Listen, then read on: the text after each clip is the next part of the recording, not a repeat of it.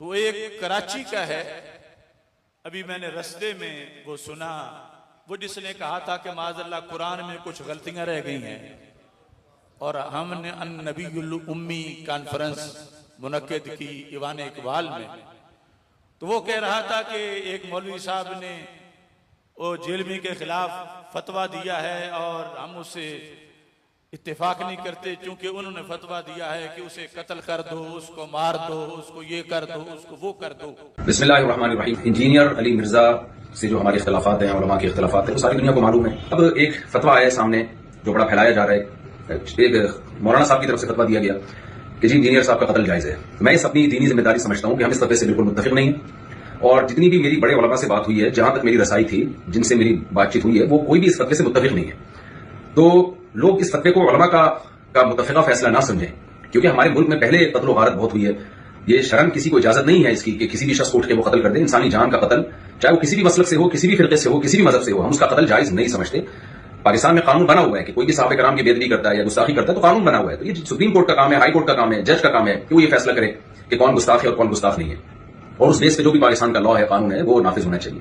لیکن یہ جو ایک فتویٰ دیا گیا ہے کہ جی اٹھ کے قتل کر دیا جائے، یہ بالکل ٹھیک نہیں ہے. میرے بیسیوں اختلافات ہیں انجینئر علی مرزا سے. میرے کیا، اہل سنت والجماعت کے علماء انجینئر علی مرزا کے عقائد کو درست نہیں سمجھتے، لیکن قتل و غارت کے فتوے دینا، انسانی جان غیر محفوظ ہو جائے ہمارے ملک میں، یہ بالکل جائز نہیں ہے. ہم اس کی پرزور مذمت کرتے ہیں اور اس کو علماء کا فتویٰ نہ سمجھا جائے. ایسا نہ ہو کل کوئی سرفراہ اٹھے اور کسی انسان کو قتل کر دے گستاخی کی بیس پہ، بے ادبی کی بیس پہ. تو یہ بالکل غلط ہے. ہم اس کی بھرپور طریقے سے مذمت کرتے ہیں، اور علماء بھی، جہاں تک میری رسائی علماء سے ہوئی ہے، وہ بھی اس عمل کو جائز نہیں سمجھتے. تو ملک میں امن کی کوشش کریں اور دلائل کی دنیا میں رہ کے ہی بات کی جائے گی. اس سے آگے بڑھنے کی کوشش نہ کریں، قانون اپنے ہاتھ میں لینے کی قطعاً کوشش نہ کریں. یہ جو ریسنٹلی فتویٰ آیا اور سوشل میڈیا پہ پھیلایا جا رہا ہے، بالکل غلط ہے. قرآن و سنت کی روشنی میں اس فتوے کا کوئی سر نہیں بنتا. اور وہ پھر یہ ہے کہ ذرا سی کسی کی بات زبان سے کوئی لفظ نکلتا ہے نا، لوگ اس کو پکڑ لیتے ہیں. جنید جمشید کے ساتھ ہوا، مولانا طالب صاحب کے ساتھ ہوا، اور سیالکوٹ کا جو واقعہ ہوا تھا، ہم تو یہ جو واقعات تھے ان کے زخم ابھی چاٹ رہے تھے کہ جناب ایک اور فتویٰ مارکیٹ میں آ گیا کہ جی فلاں کو قتل کر دیا جائے. یہ بالکل درست نہیں ہے. تو خدا جو مذہبی لوگ ہیں وہ جنون کی حد تک آگے بڑھنے کی کوشش نہ کریں. پاکستان کا، اسلام کا امیج دنیا میں خراب کرنے کی کوشش نہ کریں. اس سے ملک میں نقصان ہوگا اور قتل و غارت کا میدان گرم ہوگا. تو بالکل غلط ہے. لہذا میں ابھی نیچے آیا ہوں گھر سے اتر کے صرف اس کلپ کو ریکارڈ کروانے کے لیے، کیونکہ مجھے نہیں معلوم تھا کہ اس طرح کا سوشل میڈیا پہ کوئی فتویٰ پھیلایا جا رہا ہے. تو میں کہتا ہوں یہ لوگ کس قدر خائن ہیں. ہم نے اس کا جرم بیان کیا اور وہ عالم دین کی ڈیوٹی ہے، عام بندہ بیان نہیں کر سکتا. اور ہم نے مطالبہ حکومت سے کیا. ہم نے اپنے کسی جتھے کو نہیں کہا کہ جاؤ اس کو پکڑ کے جلا دو. حکومت سے مطالبہ کیا کہ اس پر ایف آئی آر درج کرو، اور وہ بھی 295C، جس کا مطلب سزائے موت ہے.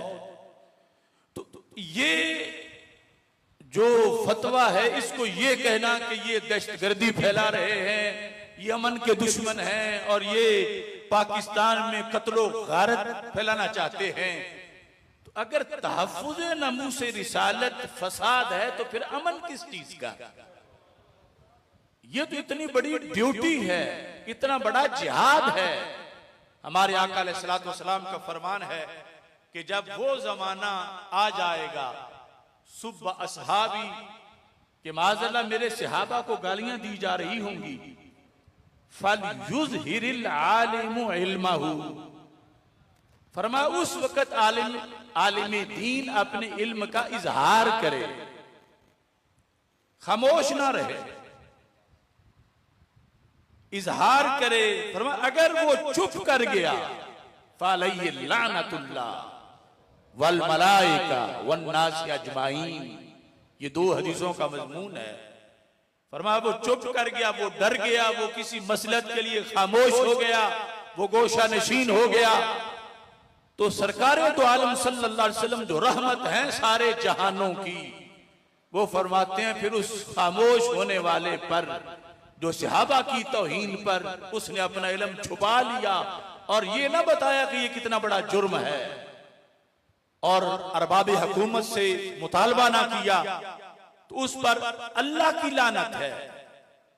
اب سوچو جب صحابہ پر کو گالی دی جائے تو پھر علم چھپانے والا وہ اتنا بڑا مجرم ہے.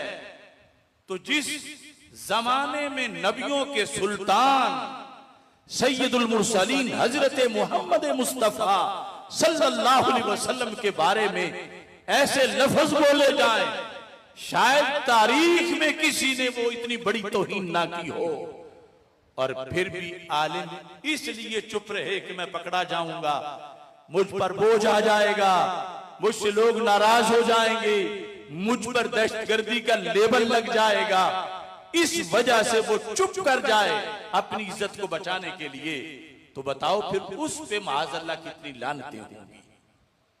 تو یہ بول سکتے نہیں تھے، بول سکے نہیں، اب وہ اپنی زندگی اور اپنی عزت کا جواز بنانے کے لیے اس کو دہشت گردی اور اس کو معاذ اللہ فساد قرار دے رہے ہیں۔ میں اللہ کا کروڑوں بار شکر ادا کرتا ہوں کہ رب ذوالجلال کی توفیق سے مجھے وقت پر اللہ نے اذان دینے کا حوصلہ عطا فرمایا ہے۔